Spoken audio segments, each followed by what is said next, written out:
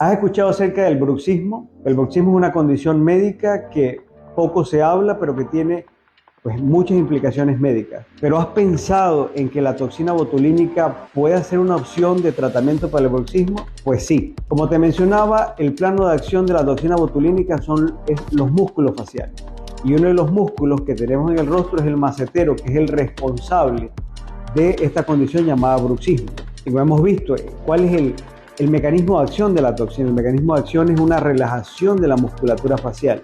Entonces, si yo relajo este músculo, de esta manera voy a evitar esta contracción involuntaria y obviamente pues va a ayudarme a resolver esta condición denominada bruxismo.